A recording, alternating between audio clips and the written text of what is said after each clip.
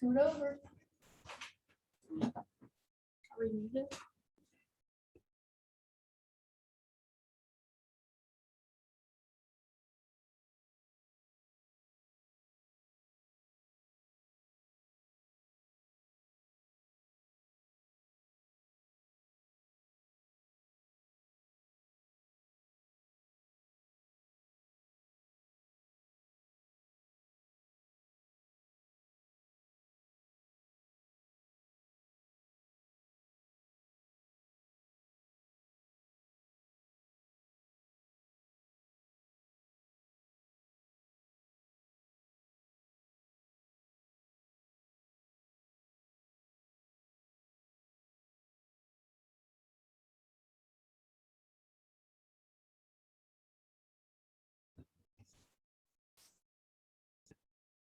And muted.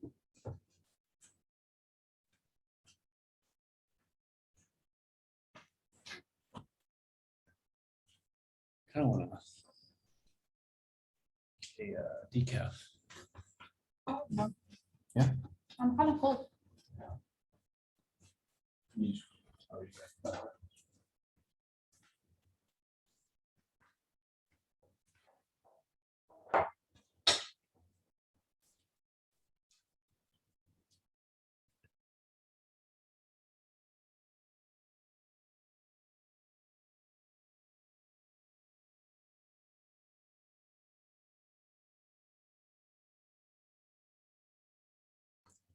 Hello? You're muted, I think.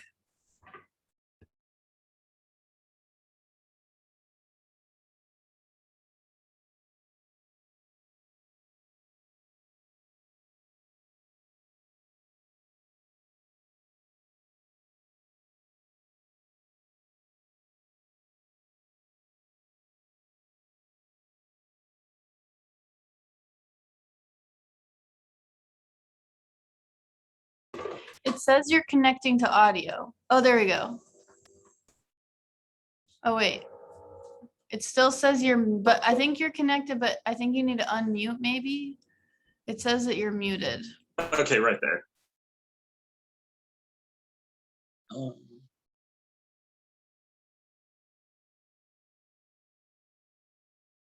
Okay, there. Okay, you're muted now. Yes, yes. Okay. Perfect. Okay. Sorry, we're making coffee. Can you hear the coffee machine in the background? Oh no, I can't. Oh. No. Oh, I'm glad you got it figured out. Sometimes I'm like, oh my gosh, like technology, you know. Well, I use Google, so that's the thing. I was like, oh man, I was like, I hate using this. It's like downloading it all over again. It's all good though. So. Oh, and this is Seth. I realized that you guys had never met before. No, so yeah, man? hey man. So this is Nice Seth. to meet you. I realized Nice I to had meet you. been the only point of contact, and we met in Yeah. person, and yeah, so We've been loving the produce. yeah. Awesome. I'm glad you are. I'm really glad you are. So that's We great. had some okra last night. Yeah. We had all our bell peppers. I've been really into the squash, like all the different squashes. And they're perfect right now too. That size and just like they're just tender and everything like that too. So they cook really quick too. So Yeah. They've been Yeah. really good. Yeah, and I've never. What are the small like squished ones? The sauce. they're called like flying saucer or patty pan. Yeah. Oh, patty okay, patty pan. Yeah, Yeah. they go. Everybody calls them the UFO ones. Oh, okay, cool. Yeah, because I was like, oh, I kind of like those were. I never had those before. Yeah. When you get them bigger, you can go ahead and like scoop everything out of them and then like use them to like put like some kind of like soup type thing inside there if you want to, and then you just make them a little bit. They're like it's edible, so it's perfect. Okay. So, yeah. Sounds Oh yeah. sounds good. Yeah. Well, maybe I shouldn't ask. I have questions, so maybe I should wait for until all the wait for humans them get to here. Yeah. But yeah, our neighbor was so nice. I feel like I think we got our basket like, and we must have just left the house. We weren't planning on leaving, and then we left. And then she messaged me and she was like, you have groceries on your front porch. She was like, I put the eggs in the fridge, and I was like, oh, that's Aw. nice. So Yeah, we're always looking out for the porch pirates. You know, I'm like, I put her packages like in the back door and stuff. I don't know and all that. if people would steal produce. They probably, Yes. they I've might. had one place do that on the island. Somebody went and took it. So because like my driver dropped it off and called the lady, said it was out there. She walked out and she's like, I don't have this. And then she called me and she's like, hey, they said that they just dropped it off. I called the girl back and I was like, go back and just double check. And she's like, Joelle, it's not here. She goes, I like set it there. And the customer's like, there's no one that would, take it inside and be like, oh, we forgot or whatever. Yeah. But she was just like, she started panicking and all that. And I was like, hold on. I was like, we're going to replace the basket. Don't worry. And she's like, it's not even that. She goes, it's just that somebody would have that thing to come, like enough to come up and grab it off our porch. That's scary. Like we have packages being delivered all the time. And it's pretty scary when you start thinking of it. So yeah, that is scary. Cause like I had a package stolen off my front porch and it was from my grandma and like it was a very sweet package. Like she sent, I didn't know what it was. And I was worried that she sent something that was valuable. Like I had no idea. And then she basically rebought it and sent it. And it was like a mug that said like it, cause I'm from Indiana. And so it's got like an Indiana, Texas. And so whoever got that was probably really disappointed because they're like, this isn't worth anything. It's not worth it. It's like we thought it was a computer, but we got it. Okay, wait, Claudia just came up in the, oh wait, where'd it go? I'm gonna grab a drink and I'll be right back. Yeah. Claudia came up in the, said she was in the waiting room. How do I see the waiting room? I missed letting her in.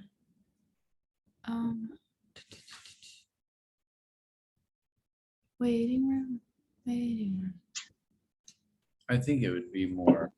Yeah, I think it would be right here Okay. if she was. Let me see. Do you have her number? Or you could issue her too. I saw that she was.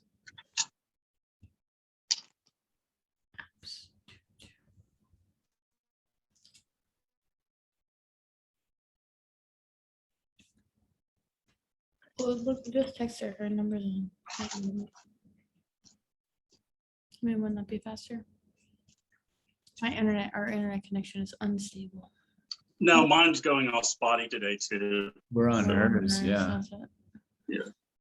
We are in our, oh wait, it's probably gonna go off. No, it shouldn't. Oh, so good. Okay. During the freeze, we lost internet. Oh yeah. For like longer than we lost power, and we were like, all we wanted to do was like sit and watch Netflix, and our internet was out, and so we luckily we like live in a duplex, so we borrowed our neighbor's internet. Oh yeah. I was like, oh, this is perfect. But it keeps switching back. Oh, and but forth, it'll connect to hers every once in a while, and so it's like, yeah.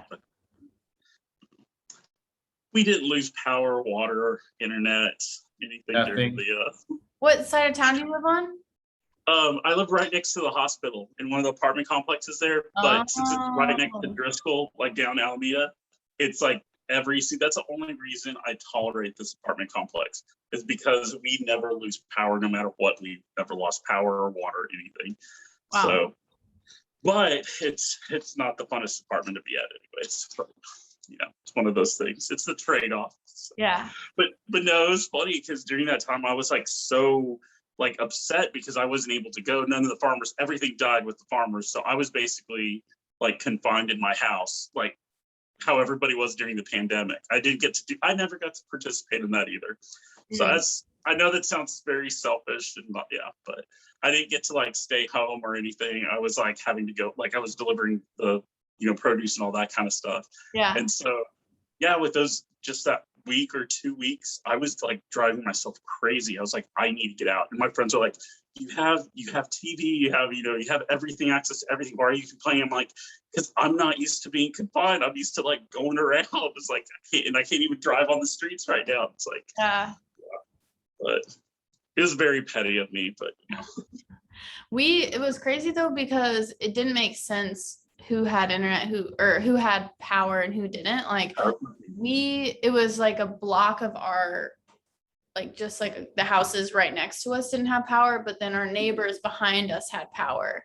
And we were like, because our house it just doesn't hold heat or anything very well. So I mean, it was freezing because we were actually out of town when the freeze happened. We were in Austin and got stuck in where were we at? San Marcos.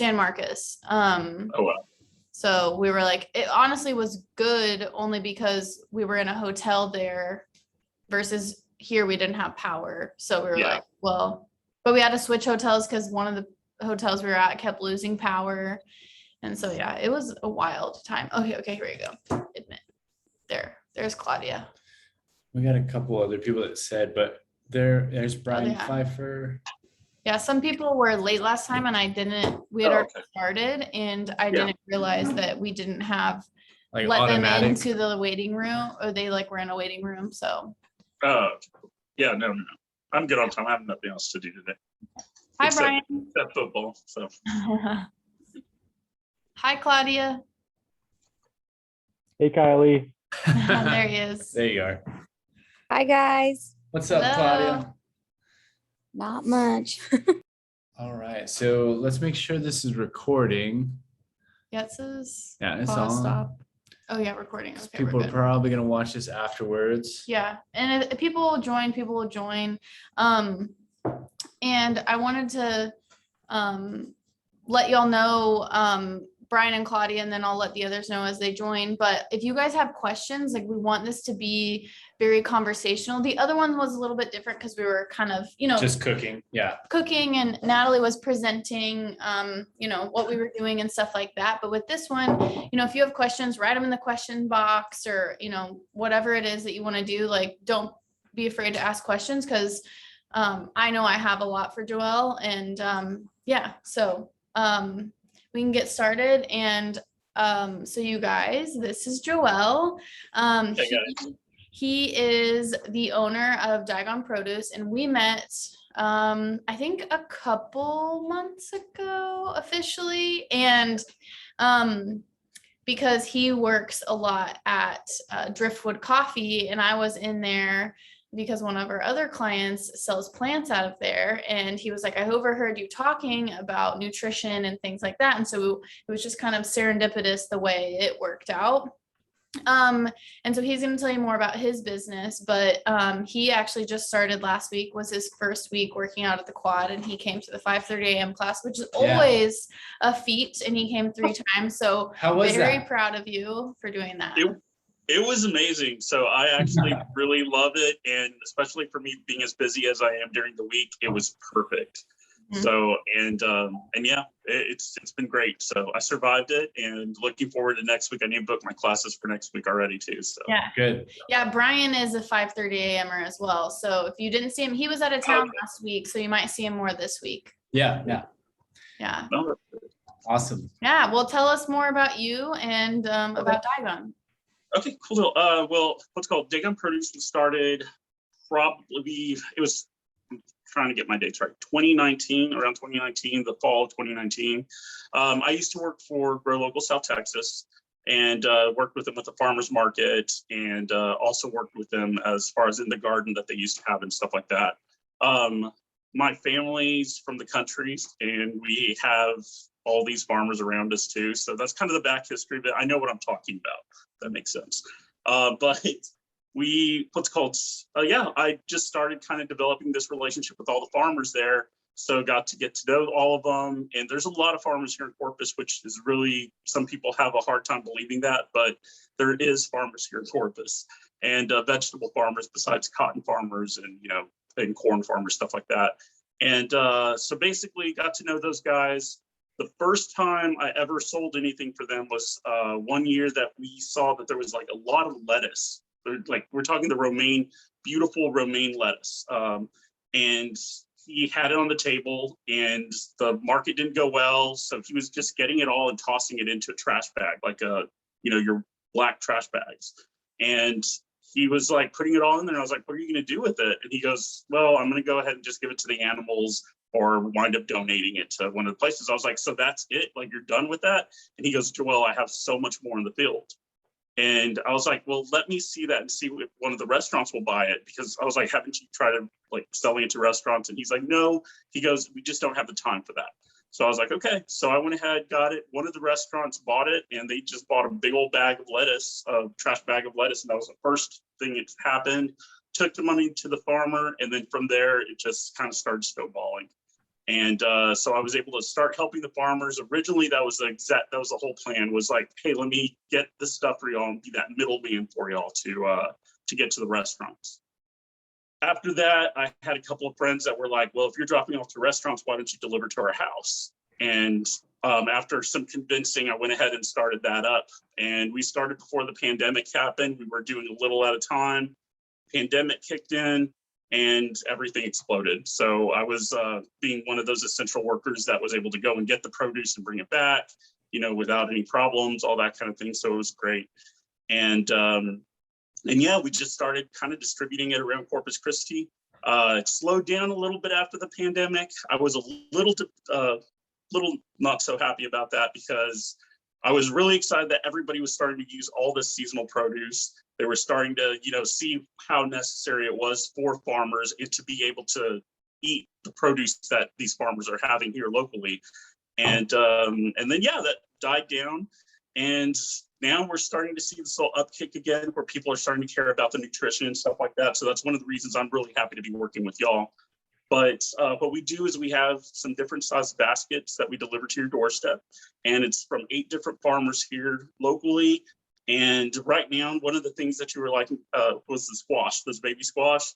Those are coming out of Poteet. I have a friend up there that he grows too. I'm from that area. And it's kind of funny because a lot of our, my friends went back into farming after college. So they went ahead and took over the farms and all that kind of stuff. So we're still in communication. I'm able to use their products whenever I can. And right now they're kind of the saving grace for us down here, because that heat kind of knocks everything out, all the fun stuff out. But yeah, so we're able to kind of just reach out to these farms, get some of their stuff, and actually help them sell their product. And it encourages them to continue to grow new produce, to take a chance on some produce that they might never have really grown here because nobody really liked it. And now I'm able to put them in the baskets and continue with that too. So yeah, it's pretty great. To me, I consider them very affordable compared to some of the other places. If you go to Austin, if you go out of state too, these baskets are very, very affordable. No delivery fee. They just get dropped off at your house. So it's pretty cool. Yeah, it's really nice. I mean, we just show up. We got ours yesterday. We have eggs and we have produce available for us, and we go through the entire basket. Like we didn't waste anything the last time. And I think when we go to the grocery store, we kind of pick and choose what we want, but this makes us go outside of our comfort zone a little bit and get more creative with our cooking, which is, she wants to see the basket. Do you have a basket, right? So I'm the camera, the way the camera's at, or all that kind of stuff. My tripod is I'm literally holding it up with duct tape right now. But I'm going to go ahead and show you the stuff that we had in there. So okra is one of the main things. And this goes into what I was going to be talking about as far as the seasonal stuff and all that kind of stuff that goes. There's all the stuff that we have is considered seasonal right now. And I think everybody knows what okra looks like, but that's what okra looks like. So we have a nice big bag of okra, especially this week. My manager that was getting the baskets ready said that she threw a lot of okra in. So we have that much okra in there. So it's a good amount. Okra is really, really good for health wise. It's really good for your stomach. It's great. And you can eat it raw. If you haven't had a chance to eat it raw, you'll need to try it raw. Oh, I haven't. We haven't. Yeah. You have to get used to that little sliminess that's there, but all of that stuff is so good for your gut, and it's so packed with nutrition and everything like that. So it's really great. We also have, of course, jalapenos. So we put in a pretty big size of bag of jalapenos. Right now, those guys are in season as well, and they're starting to drop down a bit, but they'll be picking up again. Also bell peppers and some other mixed peppers. You should have been able to get some of those in your basket this week too. And these little ones in here, they're all hot peppers. So if y'all haven't tried any of them, be careful. So, yeah, but we got a lot of hot peppers. The other thing that we had was going to be the squash, and this is that squash that I was telling you about. So we have that bag right there. And so you got your yellow summer squash, and you also have these right here. They go by UFO squash or by patty pan squash.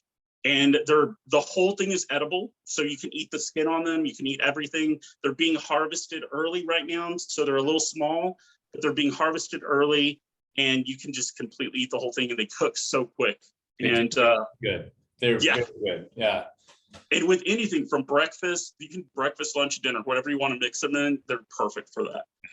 Then we also have cucumbers. So have y'all by any chance had any, with the cucumbers, have y'all had any problems with them as far as the bitterness? Or have y'all been peeling them? No, it was bitter, like it wasn't sweet, but I mean, I don't really care, I guess. And it's a seasonal thing right now. And so what you need to do with these, and I have it written on the Instagram page too, with the cucumbers, you want to peel the cucumbers before you eat them. Because there's, what they're doing is they have this heat, the heat causes them to have this bitter taste to them. But once you peel that bitterness off, the inside is like amazing. So, but yeah, there's summer cucumbers, and that's kind of what we're dealing with right now, but it's those little adjustments. The fun thing that we have in the baskets, and I'm very curious to see what y'all did with yours, but we have these okra leaves.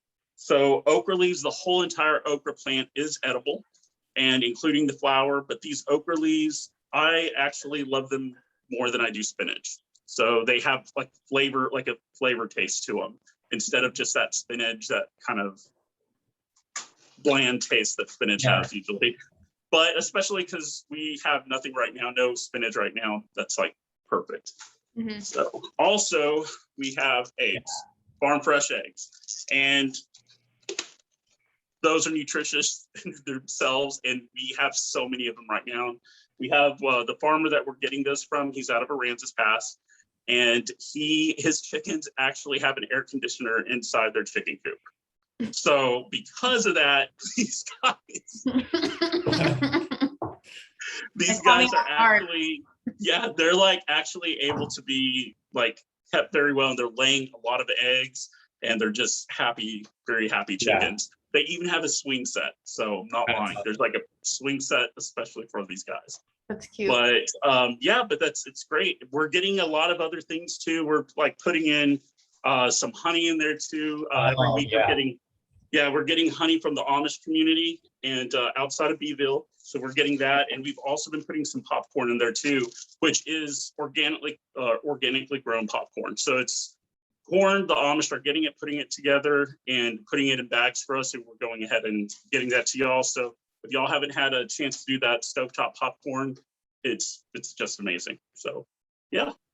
But yeah, that's the kind of stuff that we're putting in the baskets right now. And it's a lot of produce whenever you get the basket too. It can be overwhelming if you're not a person that's looking at that kind of stuff with an open mind. Just for instance, like the okra, some people really hate that sliminess in it. And one of the best things about it is that there's different ways to cook it. And if you go to our website, we have different recipes on there as well. You can bake it. One of the ways that I've started to really love it has been to do thin slices and put it in my omelets in the morning and stuff like that too. Because yes, I have started eating breakfast. Good. See, breakfast.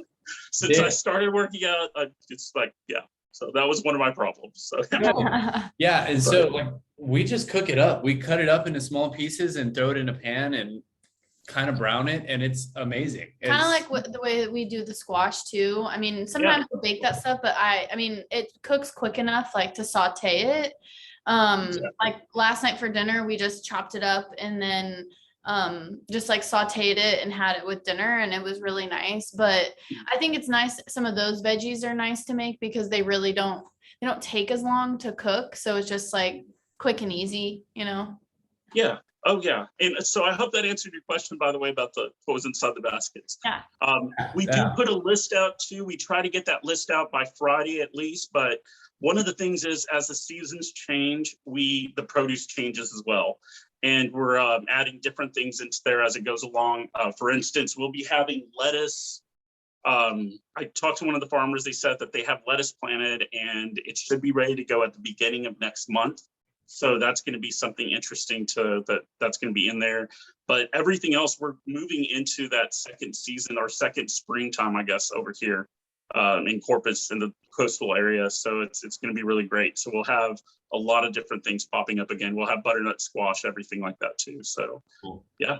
So we're really excited about all that stuff. And seasonal wise, like I was going to talk about, it's just, the stuff it's important because not only are you getting this produce that's healthy for you, and I don't want to sound crazy and weird or anything like that, but the produce that's growing right now, like just out in the open, there's a reason that it's growing. And that's one of those kind of things that the philosophies that I have with it. Like there's a reason our bodies are needing okra right now. There's a reason, our bodies are needing squash, vitamins and minerals that are inside of that. It's ridiculous. They're great. And so I personally feel that that's kind of where it's at. So that is one of the things that encourages me to continue to eat locally. Even before I did this, I was doing this. Mm-hmm. So that's one of the cool things about it too. And it's like, also the whole storage of it too. If you ever get way too much okra and you're just like, I don't have time to cook this, the cool thing about it is we have little conversations on the website, everything like that, to talk about storing it. And because you might not want it now, but in a couple of months, you're going to be like, I want something warm, some kind of soup type thing. And okra is the best thing to throw in there. And we have the access to freezers and stuff like that. So you just chop that up, toss it in the freezer, and then pull it out later on once it starts getting cooler and that kind of stuff. Peppers, right now I'll show you all this real quick. One of the farmers got me all these red peppers. And one of the things that I've been absolutely loving to do with them is to go ahead and dehydrate them. Mm. And it's perfect. So right there, I have all the red pepper flakes that I need for the rest of the year. And the thing is, when we throw them in the baskets, we want to encourage people to do that kind of stuff too, because there's that little storage, that storing area, that storing part of what we do. And we're just telling people, hey, save it for that rainy day, that cold day. Whenever you want that kind of stuff, don't let it go to waste, because it's not going to be here. Because it's seasonal produce, it's not going to be here during that part, that part of the season. Tomatoes, everybody wants tomatoes. Everybody loves tomatoes. And one of the things that we tell people is it's like during this time, you can't go to the farmer's market and find tomatoes. And you can find some, but they're not going to be like really great or really sweet. And there's different ways to store tomatoes. You can slice them and dehydrate them. You can do all that kind of stuff. So during the year, or during that part of the year when we have them in the baskets, we're always encouraging people, hey, put a little bit aside. Just put a little bit aside. Don't let it go to waste. Don't throw it away. Don't feed it. If you have chickens, don't feed it to the chickens. Just store it up aside and then go ahead and use it for another day. And yeah, so it's pretty cool, but it's a lot of fun and it's a lot of work too. It's not something that's like one of those overnight things. And I don't want to discourage anybody. I want to encourage anybody. Like I've told you before, Kaylee, just like call me if you have any questions. Y'all get anybody who gets a basket from me gets my number, and I'm like, just call me. So I've had like 2-hour, 3-hour conversations with people and customers, and we're just talking about food and everything like that. And I love doing that. So, we grew up eating seasonally at my house. We had a huge garden in the backyard, and we hunted, outside of that. It was basically we lived in Mathis. So okay. We lived kind of out in the middle of nowhere, but I guess I never took into consideration what we were eating seasonally. So like, could you go through what is more prominent during different seasons, or what? Yeah. For sure. Yeah, I think that'd be cool for people to know. Yeah. So we're getting into the fall season that's coming in, and during the fall, we start getting some of the winter squash, which is going to be like your acorn squash, your what's called your butternut squash, your spaghetti squash. And the reason they're called winter squash is because they store very well throughout the winter. So if you've had any of those squashes, you're going to have that. You're going to feel it, and it's really firm. Your finger won't be able to see. Your fingernail can't sink inside there. these squashes, the summer squashes that we're having right now, you're able to kind of like any little dent, they pick up any dents or anything like that. You have to treat them very, very nice. Yeah. But with the winter squash, you're able to just go ahead and you can throw them in a closet and a pantry and just let them sit there. As long as there's some good airflow through there, you can store them all the way into February if you want to. So those are going to be there, and it's great. They're great for soups, great for everything like that, packed full of nutrients. Just, it's amazing. So we'll have those coming in. We'll have lettuce, of course. Tomatoes will start making a great comeback. There's going to be some onions that will come up, some green onions. We'll start seeing green onions. And then we kind of start moving into the fun part, which is the cauliflowers, the broccolis. And those crazy thing about all that is too, with the broccolis and the cauliflowers, there's the greens attached to that. Yeah. So again, the broccoli plants, cauliflower plants, you're able to eat the entire thing. And so those will find their way in the baskets as well. Chard, you'll start getting some rainbow chard in there. And let me try to think of anything else that comes around. There's so much. There's so much during that November, because like I said, that's our second springtime. That's kind of that second springtime that we're able to kind of grow everything that we grew in the spring. It'll kick in again. So your bell peppers, jalapenos, all that kind of stuff, we get that extra round of it. Going into the winter, that's whenever we start getting our radishes, our radishes, our beets. And here in Corpus, it's amazing. If you have not been to the farmer's market, I very much encourage it. Yes, I want y'all to get a basket from me. Mm-hmm. But if y'all get a chance to go to the farmer's market, y'all need to check the stuff out there. Those are the farmers we're getting the produce from.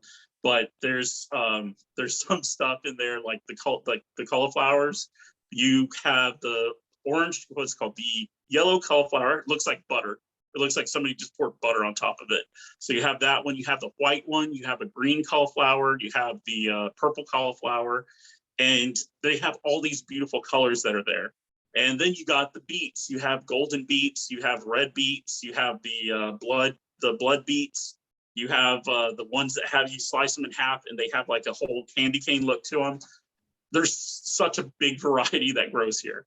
And also with radishes, they range from all shapes and sizes as well, and colors. And it's just, yeah, from sweetness all the way to like a bitter taste as well.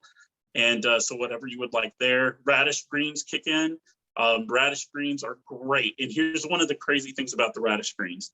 If you get them and dehydrate them, you can put them in the oven, like get all your radish greens, put them in the oven, lay them out, let them kind of roast up a bit.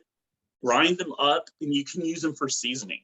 So they have like a little spicy taste to them. So it's really great on steak and stuff like that, just to get some of those and, rub them on the steak, kind of grind a couple of them on there, and it tastes amazing. And you're not wasting anything. So it's really great too. But yeah, that kind of goes into that. Once the winter's done, you're going into springtime again. So you're getting everything again. Carrots are going to kick in. This year we have one farmer that has, I think he told me 5,000 carrot seeds that he's planning on planting, and they're all the purple carrots. So yes, carrots come in different colors. And I know that there's some TikToks out there of people freaking out about the different colors that carrots come in, but they come in gold, purple, pink, orange. Of course, you're, like a brighter orange and just yellow. It's all over the place. The colors are all over the place too on that. And we get all those kind of things here in Corpus. And one of the cool things about getting a Dagon produce basket is that I get first dibs on all of that from the farmers. So y'all get all the cool looking produce, just saying. We like that. And but the whole thing is get it for the Instagram, show people like, hey, I got all the colors of the all colored carrots right here, all the different colors that they have and that kind of thing. So it's really cool. Yeah. But yeah, and then after that, you kind of lead into springtime. You got some other stuff in there. By the way, fruit-wise, in the fall time, we usually get lemons, limes, all those kind of citrus fruits. This year might be a little different because I know we had that freeze and it just kind of messed everything up. So we actually might go to some of our farmers that are in the valley that have some of the things there, and we're probably going to get from them, because locally, I would usually get local tree, like go to local trees and stuff like that and grab the stuff, which has been amazing because we have such a variety here just in Corpus. And it would blow your mind. We've had last year we were able to lucky enough to get a hold of some white grapefruits. Wow. And so we had these like just these beautiful grapefruits, but they're white, taste amazing, everything. We had blood oranges last year.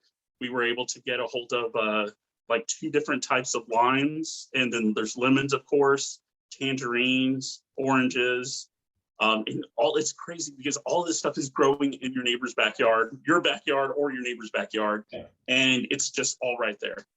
And people just don't realize that.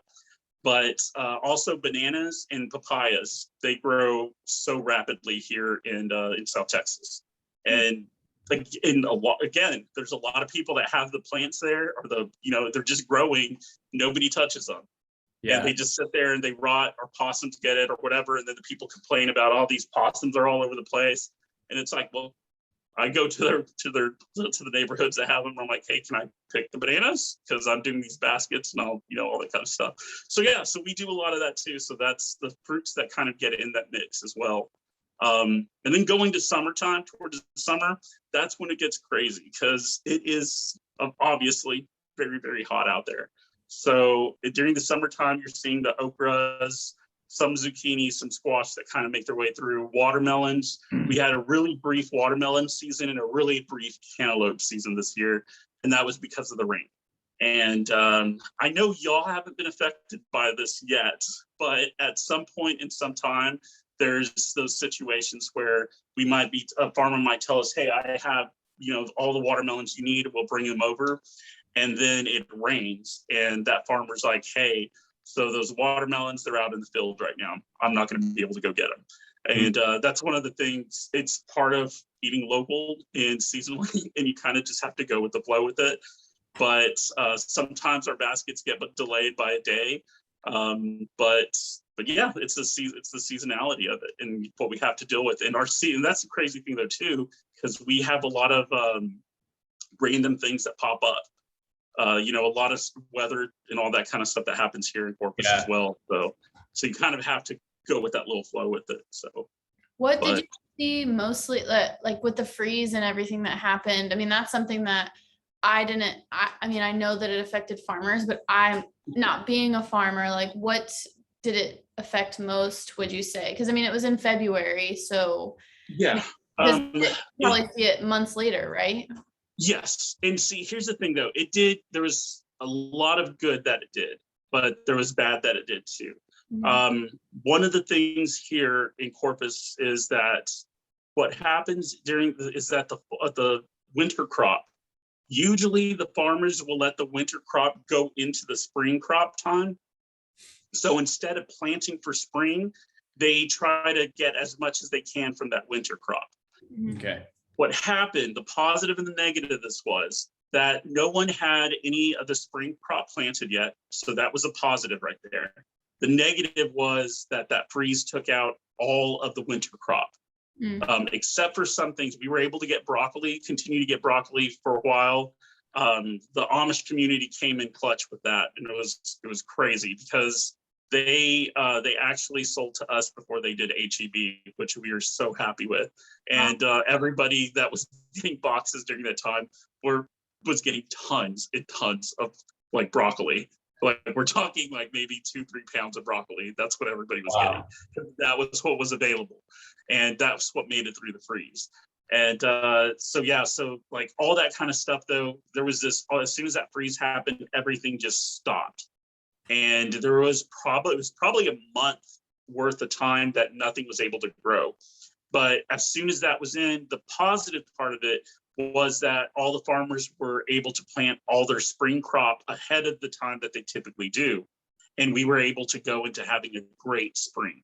There was vegetables all over the place. If you would have gone to the farmer's market within that time, there was just vegetables galore. There's just so much.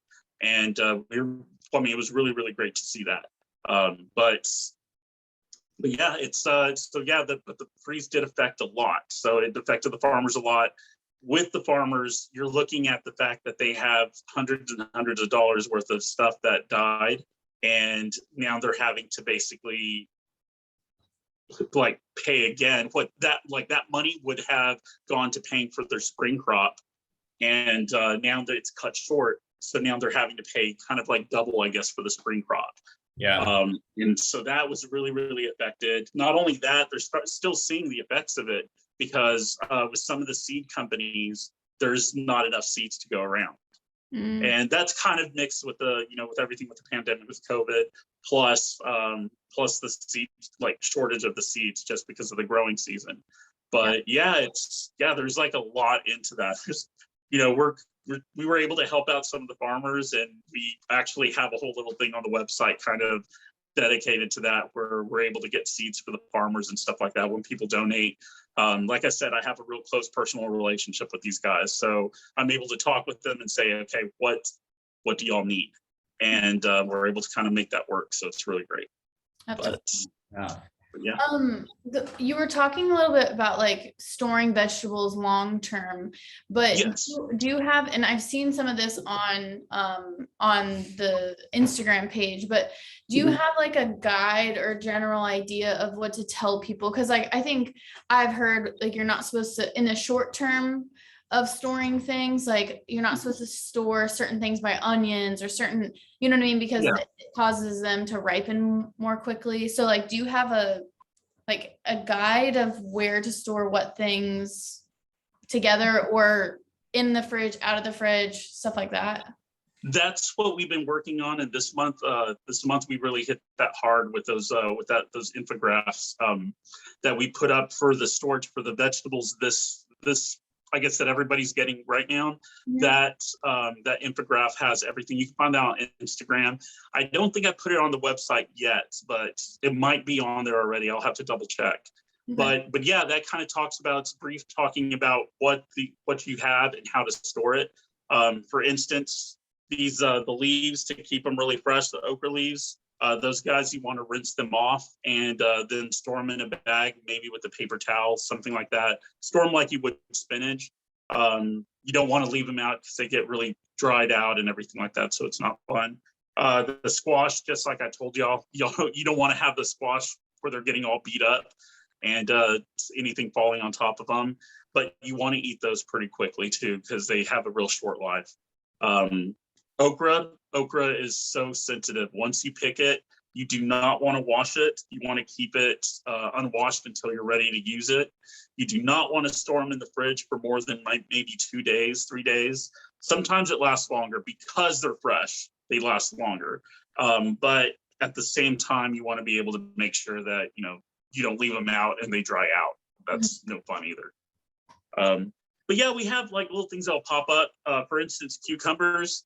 If you ever get a cucumber and it's real like you touch it and it feels real flimsy or real rubbery, if you get the cucumber, throw it in water and leave it in there for about an hour, 30 minutes, an hour, it'll firm up and everything again. So yeah, it's one of those little trick things that kind of come with it.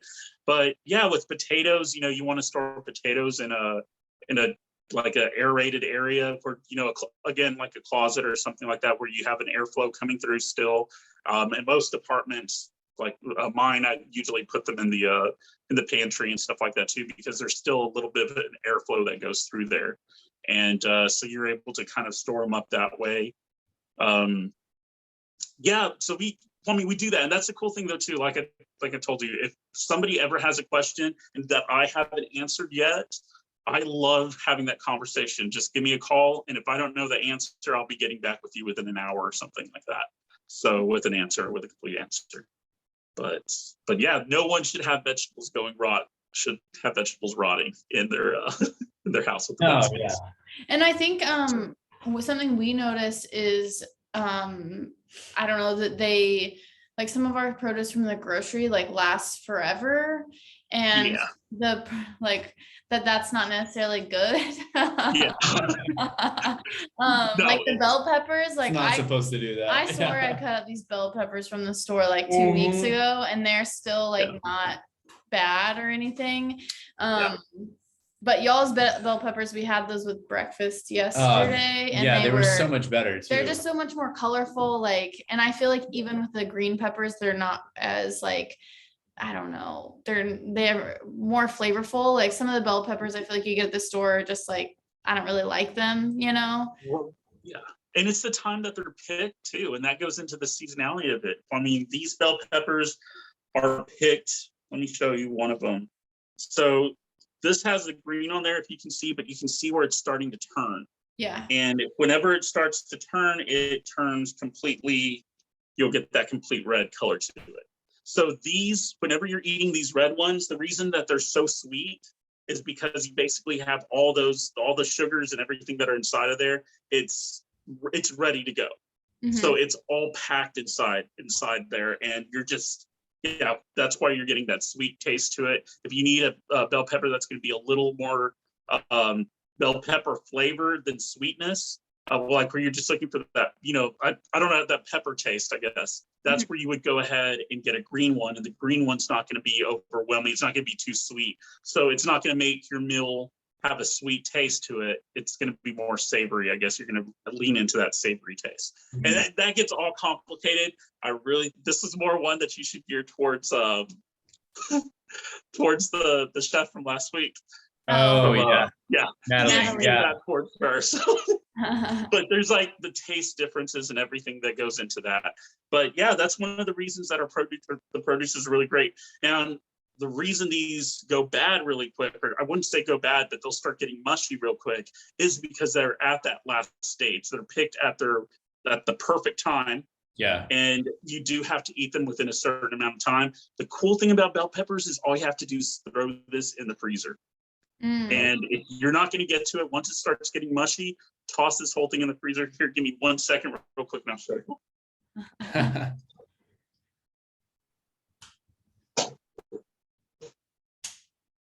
So this last week, we had extra bell peppers, and all I did was just get it and freeze it.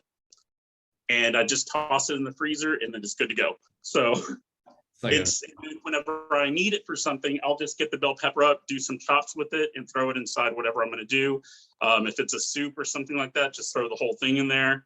Whatever I'm going to do with it, it's done already. And again, that's just one of those little hacks, I guess, that you can keep this stuff going for longer. And I'm going to get that same sweet taste out of it, and it's not going to taste horrible. So yeah, I've never done that before. Yeah, no, we've never done that. But I feel like with bell peppers, it's nice. I mean, you probably have like a plethora of more things than we do, but like we eat them in everything, like lunch, dinner. So they're easy to kind of like get rid of. Like we had a bunch for breakfast today because we're like, we got to use these. Like they're going to go bad. Oh yeah. Yeah. Are we but that's the thing. That peppers, tomatoes, the same thing too. When you get tomatoes in and you feel like they're going to go bad, the fresh tomatoes, throw them in the freezer too, and you'll be using them in a soup later. Put them in a freezer bag, throw them in the freezer, and pop them out whenever you're ready for for something else, and it comes out great. Yeah, that's awesome. But, yeah. Cool. And I guess Claudia or Brian, do you guys have any questions? Do you have anything you want to ask Joelle or us or anything? Yeah. I mean, because it's all like what I love about like what you're talking about, what Natalie does is like they're all interconnected. It's like produce and cooking and fitness and all of it. Like it's this, I don't know, doing them all at the same time is like this perfect combination. And so it kind of is intimidating in the beginning because you're trying to do there's got a lot of good info. Okay, good. You're trying to do maybe change a lot of those things all at once, and it is overwhelming. I remember when I first started cooking, like in college, I always had like I could go get food somewhere, like at the CC or whatever they called it, right?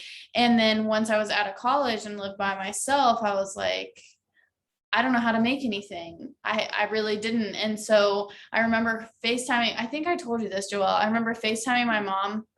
Yeah. And I bought a whole chicken and I had no idea what to do with it. And she was like, well, you have to take the neck out of the body. And I was like, why is the neck? And I was just like, he was like, yeah, the gizzard, all of it's like inside. And I was just so overwhelmed because I just didn't have any idea what to do. And so like, I just had to start. I just made some really bad things and some things were really good. And I don't know, I guess it's hard to like give a lot of advice to become better at cooking. Like I would just say like just start cooking things. Well, yeah, I think it's very similar to fitness. Everyone Mm-hmm. wants to come into the gym and be good at exercising, Mm-hmm.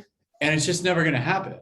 Like I still am learning, and I've been working out for 12 to 15 years. And like you're never going to get to a point where you feel like, oh, like I've made it, like I'm here. Yeah, it's like a constant learning process. And we still, I mean, with Natalie's call the last week, we learned so many things in the kitchen that we didn't know, and we thought we were decent at cooking. So I think it's such a good skill to have, and such a cool thing to know. Like, I don't know, it's nice to be able to cook for people also. It's it's a I don't know, a community thing. So, and it doesn't always have to be like the best presentation either. One of the things that I've actually had a couple of people tell me, it's like, I do get very competitive with it. I do photography as well. So when you go to the website, you're going to see some of the pictures there, the food and all that. If you follow me on Instagram, you'll see that. And I kind of take it up a little notch, but again, just so you know that all the food I eat is pretty much cold because I'm taking pictures of it. But the thing is, I always feel sometimes that that's discouraging to some people because they might try to make that same meal and it doesn't come out exactly how it looks. But to be honest, it's like, that's just the fact that you're being creative and coming up with something different from eating local food and being able to do that. That in itself is something worth being proud about. It's like you're basically, one of the cool things that whenever you're getting a basket from me, you're not just supporting me as a local business, you're supporting 8 different farms that we get our produce from. You're supporting also college students that deliver for me. So all of the students that we have, they're college students. And it's really great to see those guys too. They come from not cooking at all to being able to have access to all these vegetables, and they're actually cooking. And it's really cool to see that kind of thing like that inspire them to cook too. But you're doing a lot within this community and kind of helping this community out. So that's awesome. Yeah, it's a lot in there, but yeah. And it kind of, I don't know, I love the idea of supporting local businesses. And I think it's really cool that there's been an uptick of trying to support local, especially with, I think within the US, but also within Corpus. So it's really cool to see that. And, you know, we have to buy food every week. It's something that we need. And this kind of forced my hand to be like, okay, well, I want to do this with you. Okay, well, I want to try out the produce and see what it's like. So it was something that I always like, we had talked about it. I was like, oh, we need to try one of those baskets. Oh, we need to try one of those baskets. And then finally we got to, because, you know, we're buying the food anyways, it might as well be something that's sourced locally. And it also allows us to try different types of foods. Like I tried to cook the okra leaves for the first time, and I cooked them almost like I would, like if I was going to make like a kale chip or something. And it was too prickly. Like it was like, it was much better when I just kind of cooked them down, you know, and made it in versus when I did that, like, cause they're kind of spiny, right? Yeah. They have I know it sounds so weird, but they almost feel like a cat's tongue, the spikiness on there, but it's not going to hurt you. And it's literally a texture thing for your mouth. So it's just, you know, just a weird feeling with it. But yeah, once you put like a little bit of, I guess there's a little bit of moisture in there, it's perfect. But yeah, if you overdo it and dry it out, those spines like feel like they come out again. Yeah. So yeah. I was like, this is a little too hard, I think. But she did, yeah, she got it the second time. Yeah. There you go. But it is, it is like nice to, I don't know, try different things, because we hadn't been like, okra was never in our rotation of things that we were eating, and now we've been eating so much of it, and I don't know, it's good. Because right before, real quick, can you see us? Are we moving? Are we? No, you're frozen. Oh my gosh, I thought we were. I don't know how to. Maybe I'll stop the video and start the video. There we are. Oh wait, you've just been talking to a blank screen for a while. Oh my gosh. Yeah. You guys are frozen. Can you see me now? Yeah. Okay. Thanks, Brian. All right, there we go. Yeah, so right before you gave us our first basket, one of my friends was like, "Here, I got all this okra. Take it." Yeah. So we had like 4 servings of okra. We were making we okra like every day. But it's don't good. forget about pickling that stuff too, by the way. Yeah, my How do you parents pickle used to do that. okra? Like what you just can put do, it. The easiest thing is a quick pickle method, and I can even tell you all that right over the phone. Basically, you get if you get like some regular pickling mix, you can get like and I'm talking about the stuff you put in there. So you're talking about we're talking about let's say so coriander, like get some coriander seeds, some pepper seeds, some black pepper seeds, maybe a couple of different jalapenos type thing to give a little spice to the pickles. Put all of that inside of a jar with the okra, just completely pack it into a jar. And then what you want to do on the side is you want to get water, vinegar, white vinegar, sugar, and a little bit of sugar. If you want it, you don't have to, but you can do that, and then salt. Best thing to do is put all of that stuff in a pan, just start mixing it up and do it to flavor. So go ahead and taste that liquid, and it's like where you want that. If you want it vinegary, or if you want it low vinegar, more sweet, that kind of thing. And just kind of do that until you get the right mixture. Pour it in the jar, seal the jar up, let it go down to room temperature, stick it in the fridge for about 24 hours, and then you got pickled okra.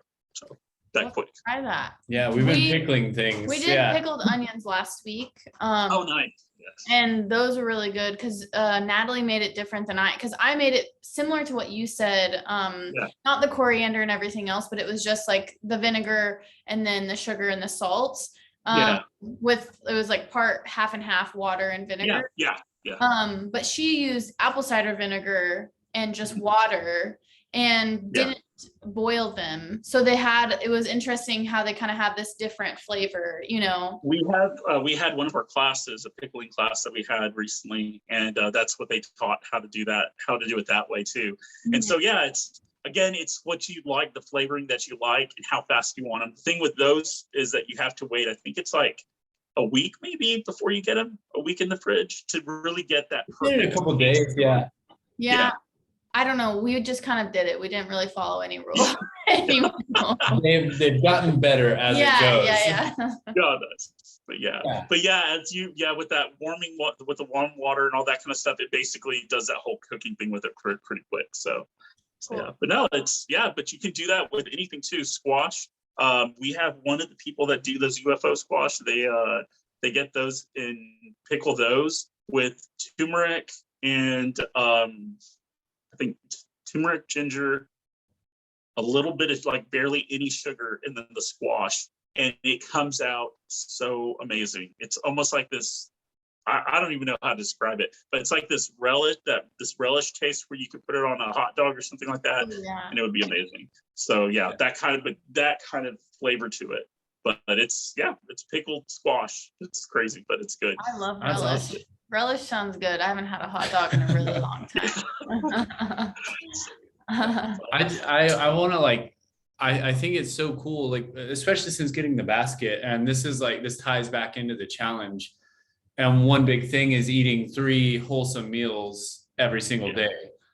And I think when you put the effort into cooking your food, you enjoy it that much more, and you don't go out of your way to go get a snack or something afterwards. You don't, we had a big breakfast this morning. It was late, but we had a big breakfast this morning, and neither of us have been searching for food. And I think it's because we know that every time we're going to go cook, we're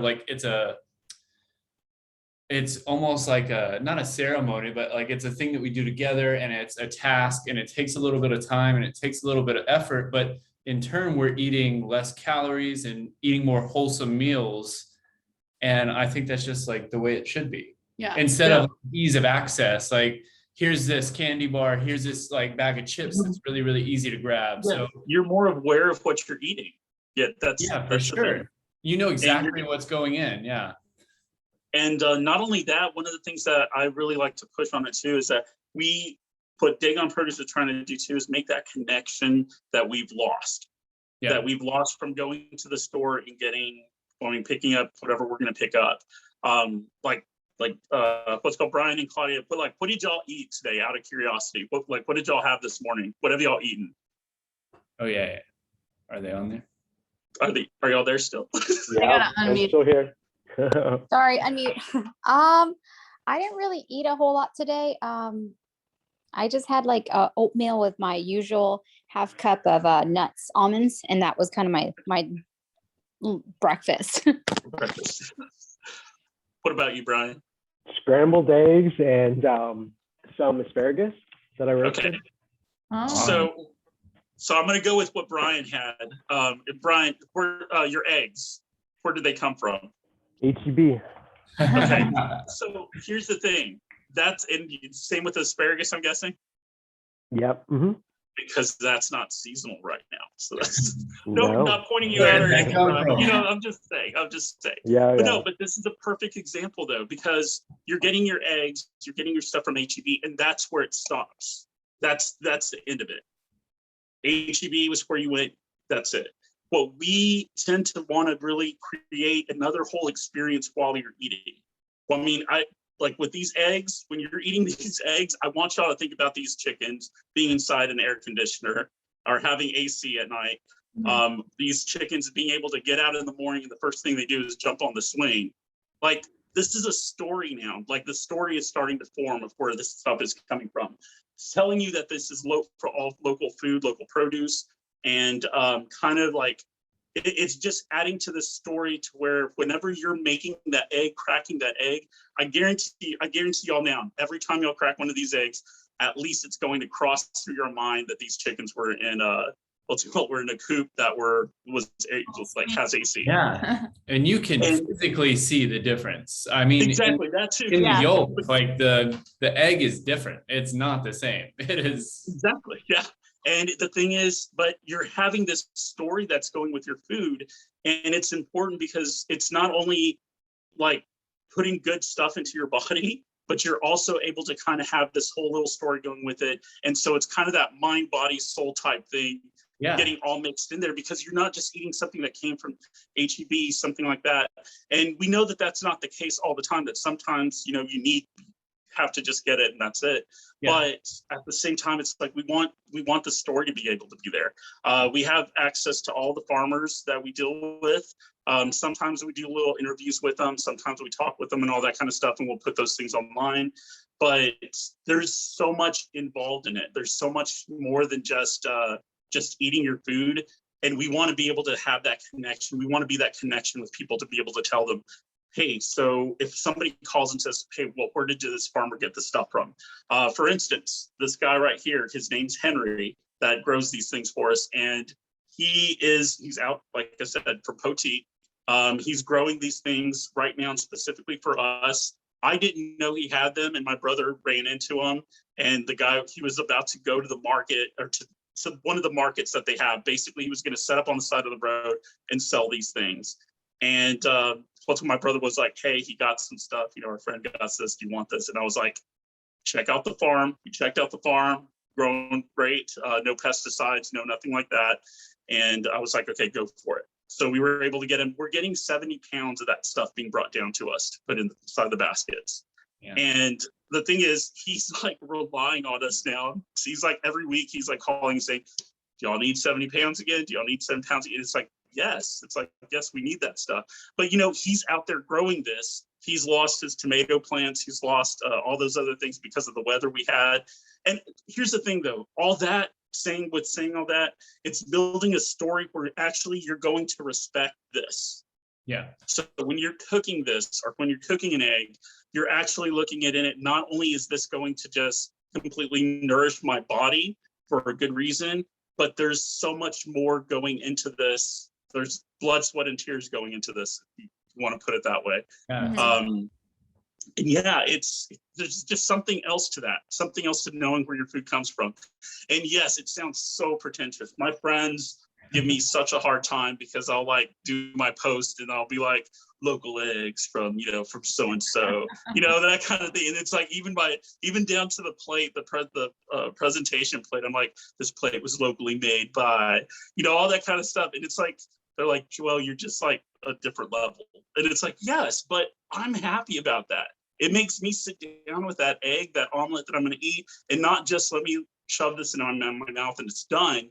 It's letting me sit there saying, okay, I've spent time making this egg. I treated this egg to the best that I possibly can. And now it's going to treat my body into everything it can. And I know that sounds like really weird and crazy and all that kind of stuff, but there's just so much inside of it. And I'm very passionate about this stuff too. So if you couldn't tell, I'm very, very passionate about it. And it's, I mean, but everything has its story. The okra leaves are coming from the Amish community right now. And the thing behind that is that they didn't know that they could sell okra leaves. They didn't know people would eat them. And I had a whole conversation with them, and they're like, Joel, we have tons of like brand new baby okra leaves. And I was like, put them in a bag. So they started taking them to the farmer's market, and they're selling them at the farmer's market now too. And so it's like this whole extra income from there that they're able to bring in and stuff like that too. So yeah, there's so much with all this stuff. And it's, I love having conversations with the customers that I'm able to talk to them about this. Something like this is great because, you know, you're going to put this out and more people are going to see this. I'm able to, you know, have that message spread that there's so much more involved in, you know, in the stuff that's growing, that I'm just not going to someplace, picking up a big box of it and walking away. Yeah. It's like these guys, I know these farmers, the farmers that do these, the red peppers. It's an elderly couple that's growing these in their backyard, and they have this whole backyard that's like just a beautiful garden. It's just amazing. And I actually talked them into going ahead and dehydrating them, because they had a lot of them. They were like, hey, take more peppers. And I'm like, I can't. It's like, I have tons of them right now. And I finally talked to them. I told them, hey, look, this is what it looks dehydrated. Y'all can sell them during the winter time. Y'all just have to put them in a jar, and, you know, there you go. And they took to heart with that. And so, you know, this winter, they're going to be able to have peppers in jars, dehydrated peppers for people to buy. And I, you know, those kind of little things. So there's like stories behind it. Yeah, and it's like, the thing is, everything has a story, and I would love to be able to share those stories with anyone. And so anytime somebody calls and says, hey, well, I have this, what do I do with this? You're going to get the story in there too. And yeah, it's really great. Sometimes they're cheesy stories. Sometimes it's like just random little things. There is someone that wrote an article that interviewed me for an article a while back, and I was like telling them about the Amish guys. They call me so early in the morning. So the Friday morning, they call me like so early, like we're talking like, I say so early. Now it's different. Now I'm up before them on Fridays. So yeah, but they'll call me about 6 o'clock, 7 o'clock.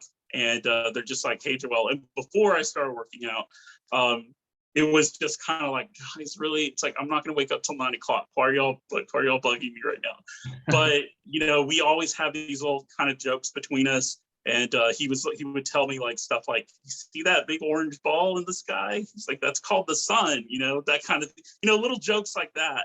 And but I wish everybody could have those experiences. But the best that I can do for the kind of the way that we're living right now with, you know, it's easier to get your stuff delivered to you. And the best that I can do is to be able to share those stories, you know, instead of Brian waking up and having to go to the Amish community in the morning, or getting a phone call from them at, you know, 6 o'clock in the morning. I got you, Brian. I'll do it for you. I'll take that hit. But, you know, and it's like, the thing is, driving out there, talking with everybody, you know, it's, I just want to be able to share those things with people, and share the fact that this produce isn't just something picked randomly with a combine or anything like that. This stuff is actually picked by hand. So it's really cool. And there's the hands behind it have put time into it, put effort into it. Most of the crops that they grow down here probably have, I don't know, it's like probably a month and a half worth of growing. And so during that time, you're looking at them taking care of the plant, making sure no bugs get on there. What's called, you know, plowing the fields. The Amish community, they use horses. They straight up use the horses to plow that field. And sometimes those rows can be straight. Sometimes those rows can be real crooked depending on the horses. And, but then they go there and they pick it all by hand too. So it's like, that in itself has a thing. I've had one of the Amish guys actually like break down and cry to me, because one year he had got one of some bell peppers, some pesticides from one of the neighboring farms had drifted over to him. And what happened was, I'm trying to pull this bell pepper up to show y'all, but usually bell peppers should be like this at the bottom. So these bell peppers that they had this long extension piece that was popping out at the bottom, and it was real obvious on there. And that's not like this. It was like extended, and it's one of the pesticides that gets sprayed on cotton. And he just broke down and started crying. He's like, I just lost this whole field, because he's like, I'm not going to get this stuff and sell this. He goes, I'm not going to sell it to you. I don't want any of my customers coming up to me telling me, this kind of stuff. And it's like, these are the stories that get like nobody hears, I guess. And I really think that these are important stories, because it's like, these are local farmers that are doing this. These are local farmers putting effort into growing stuff and actually caring so much about the person that's getting this vegetable that it's going to end up on their plate, that they're willing to sacrifice a whole section of their crop to go ahead and make sure that doesn't happen. Yeah. And yeah, it's crazy, but this is what local eating is. This is what seasonal eating is. There's so much more to it. And anytime you want to hear stories about it, you just let me know, and I can tell you all exactly where it came from and who grew it. And I'll even tell you a little bit about the person too. So, because there are some funny stories with those guys. So those farmers are some characters within themselves. So that's awesome. Well, we're at our hour mark. We're like right on it. I mean, we could probably talk for another 2 hours, honestly. Oh, God, I'd yes. be like, okay, Yeah. I have this question. Well, we'll talk offline about all those. But the last thing I wanted you to tell them is how and when, like, because there's a cutoff for ordering the basket, and then you're also doing a deal for the quad people. So I just wanted you to tell them about that. Okay. Yes. Okay. So one of the things, and I hadn't told you this yet, because I'll go ahead and update it. I kind of mentioned it to you, but for this going into next week, we have our monthly subscriptions, and with those monthly subscriptions, you get 4 baskets. So like for the month of October, you would go ahead and get 4 baskets of ours. We deliver them on Saturdays. And for y'all, we have gone ahead and said that we'll drop these baskets off on Saturday for y'all, and they can be picked up at the quad. So that's actually getting you to save a little bit of money. So instead of it delivering to your home, like I said, we don't have delivery fees, but it's less driving around, less that I have to pay the employees to go and deliver those baskets. So we're able to put them all right there for y'all. And with that, we do have one special that you go ahead and buy the baskets, the month for October. If you go ahead and buy October, you get next week's basket free. Oh, awesome. So what they would do is they would go ahead and go to the website, find the Quad Fitness, and it should be right up on top, one of those a little button for you to click, take you directly to there, and go to the subscription. We have 2 different ones. We have the half baskets, and we have the the regular baskets. Half baskets are basically for one person. What's called the regular baskets are for 2 people, and probably feed a little bit more, honestly, but they'll last a good time. And with those baskets, you're able to choose that. If you want to just have 1 basket a week, you're able to just go ahead and purchase 1 basket a week from there. And again, we'll just drop it off there at the quad on Friday or Saturday, sorry. And so we'll go from there. But they have to place the order by. Oh, they have to place the order. I would really like it by Thursday. Okay. Yeah, let's just say Thursday, because sometimes I have a little wiggle room in there if you really like last minute. Mm-hmm. But Thursday is the best time to put it in, just where I can know Friday to be able to kind of expect what's going on there. So. And I'll put the link to all this stuff, so when people watch it later, they can find everything. And so Claudia, Brian, so you guys can too. So yeah. Okay, great. Awesome. All right. All right. Well, I think that we're good. Thank you so much for chatting with us. Nope. I mean, I love watching, I don't know, it's just that you can tell how excited you are about it, which I love that. So yeah, thank you for your time, and we'll be talking more, and I'll be seeing you at the gym too. So All right, sounds good. Yeah. All right, thank y'all so much. Thank y'all. We'll see y'all. Thank you. Have a good week.